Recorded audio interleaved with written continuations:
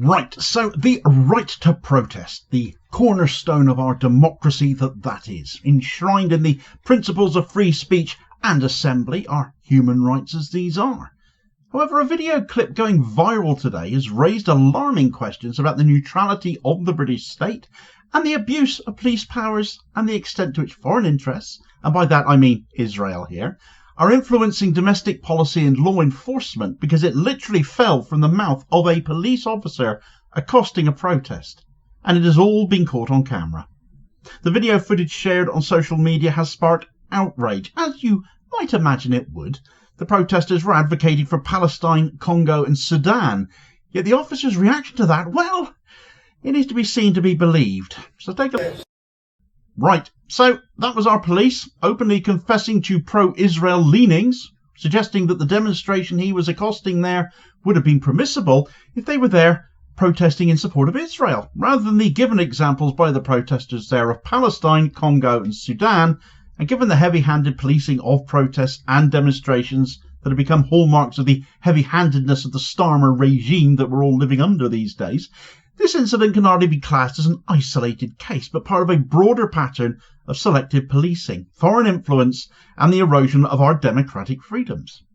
Although the video hasn't caught this, the presumption upon seeing it is this is another abuse of Section 12 of the Public Order Act. We didn't actually see the police officer quote this, so we can only assume.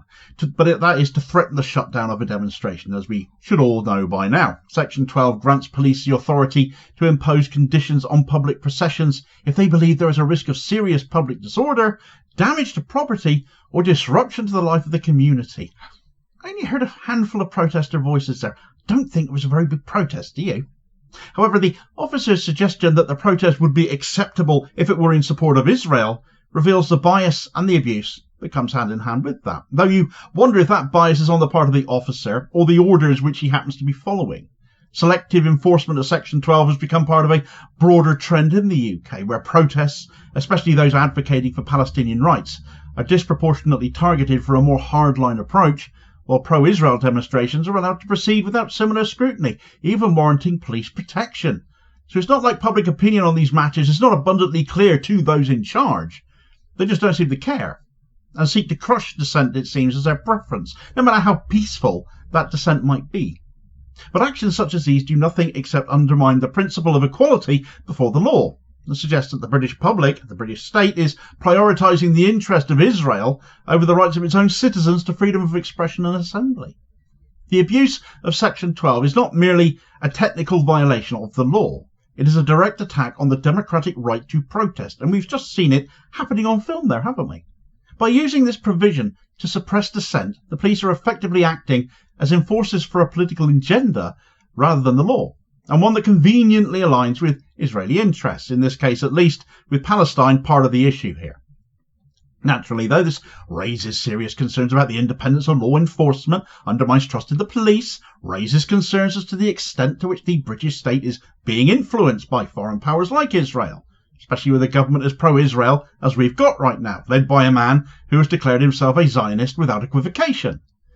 But if we're going to make the bold claim that this is the British state beholden to a foreign interest, this one video on its own doesn't carry enough burden of evidence in and of itself, though obviously the arrests and other peaceful protests certainly do add weight to that, be they the big demonstrations that we've seen over consecutive weekends happening in London or other cities, to the weekly protests happening outside of the residence of the Israeli ambassador to the UK.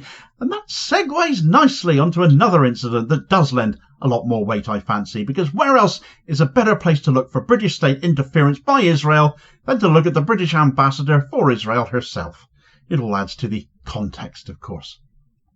The Israeli ambassador to the UK, as you may well know, is a woman called Zippy Hotovely. She is quite vile. She has openly dismissed the two-state solution as a farce. She's an extremely hardline Zionist, and has just in the last day or so been particularly vocal in her efforts to shape public opinion and policy in favour of Israel in a recent stunt she's pulled.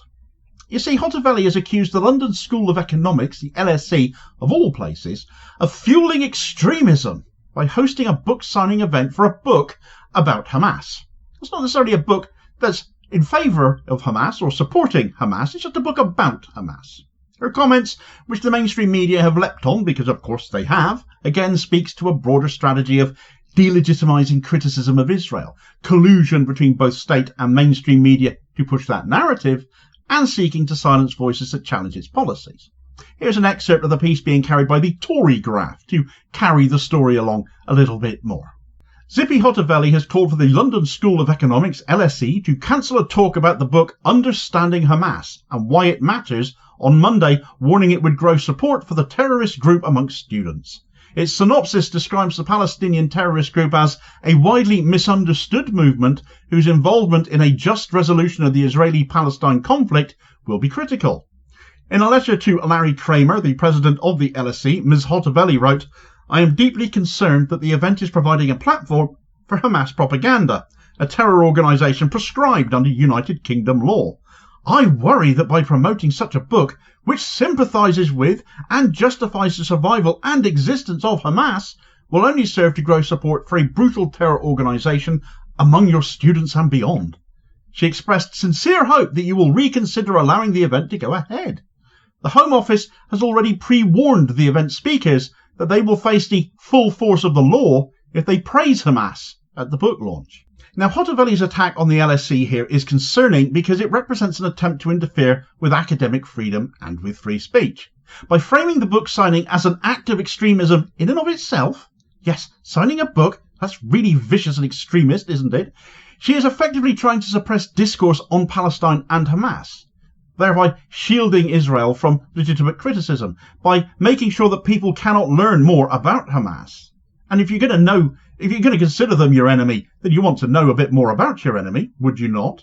The fact that her comments made headlines also underscores the extent to which pro-Israel narratives dominate the UK media landscape. The fact the Home Office has already weighed in, like they've jumped to her tune in effect, has already weighed in and threatened the LSE as well if they paint Hamas in a positive light, Hamas being a prescribed terrorist group, I'm sure the LSE know better than to risk abuse of the Terrorism Act coming down on their heads. We've seen it deployed against enough journalists already, after all, as will they have done. The cases of Richard Medhurst or Sarah Wilkinson, or the raid on the home of Asa Winstanley, or the trial coming up of the activist Natalie Strecker. I'm pretty sure the LSE know what they are doing, and to the extent they can do that. But again, this begs questions, especially with Home Office involvement, about how deep the British state is now under the cosh of a foreign state. And of course there are more obvious sources of evidence, let's call it, we can point to here as well. The influence of pro-Israel lobbying groups is a fairly obvious example, such as the Conservative Friends of Israel and the Labour Friends of Israel. Further compounds this issue, of course, doesn't it? Both main parties in our country being unduly influenced by pro-Israeli lobbying and pro-Israeli funding. These groups provide financial support to political parties, organise trips to Israel for MPs, and lobby for policies that align with Israeli interests. Their influence is evident in the UK government's consistent support for Israel in international forums, its opposition to boycott, divestment and sanctions, and a lot more besides. This level of influence raises serious questions about the extent to which UK foreign and domestic policy is being driven by the interests of a foreign state, rather than the values and principles of the British people. British values put out to tender, essentially, depending on how much Israeli or pro-Israeli interests are prepared to pay certain politicians, is how this feels. It also highlights the need for greater transparency and accountability in the relationship between UK politicians and these pro-Israel lobbying groups. The suppression of pro-Palestinian activism, as was shown in that video clip at the beginning, has driven some individuals to take some rather extreme measures to draw attention to the plight of Palestine, because they don't get noticed otherwise, do they? This week, of course, we've seen a great example of that. A guy scaling Big Ben, unfurling a Palestinian flag, all to draw attention to the matter of Gaza. If you were unfortunate enough to be watching Trevor Phillips on Sky, though, this morning, you'll have seen him try and make the story about MPs' safety instead. Adam, given the fact that the threats to MPs are now routine, are you alarmed that a man was able to get onto the parliamentary estate and climb Big Ben without being stopped? I don't know if he posed any danger. I think the person's now down. I understand he's been arrested. It's an important national building. Of course, we want to see it protected, but I think the police have done their job. The person's down and he's been arrested. But there's any nervousness about threats to MPs? I mean, that was, frankly, pathetic, but that is our mainstream media for you. And not to be a pedant, But Big Ben is actually the name of the bell inside the tower. The guy actually scaled the Elizabeth Tower. So, you know, due diligence. It's basic, isn't it? But does this act of civil disobedience not actually highlight the desperation of those who feel that their voices are being silenced by the state and the media? While such actions are and should be criticised as being reckless and dangerous, I'd hate more people to copy this chap and come off a lot worse. These acts must still be understood in the context of the broader suppression of pro-Palestinian activism. When peaceful protests are shut down, when voices are being silenced, when narratives are being controlled, individuals are left with few options to make their grievances heard otherwise, are they? The climbers' protest is a real reminder of the lengths to which people will go to demand justice and accountability. And whilst the video footage focuses on protests for Palestine, I would be doing the people who were protesting there in front of those policemen there a disservice if I didn't touch on the fact that they were also advocating for the Congo and Sudan, two regions that are also facing devastating humanitarian crises that are arguably getting a lot less attention even than Palestine is. In Sudan, a brutal civil war has displaced millions and left thousands of people dead, whilst in the Congo, there's more ongoing conflict and rebellion and exploitation, which have created one of the world's worst humanitarian disasters. Despite the scale of these crises, they receive far less attention in the UK media and political discourse than the Israeli-Palestinian conflict, and I'll hold my hands up as being as guilty of that as anyone, but I'm also only one guy and I can only do so much. But I will aim to give these stories some due coverage shortly.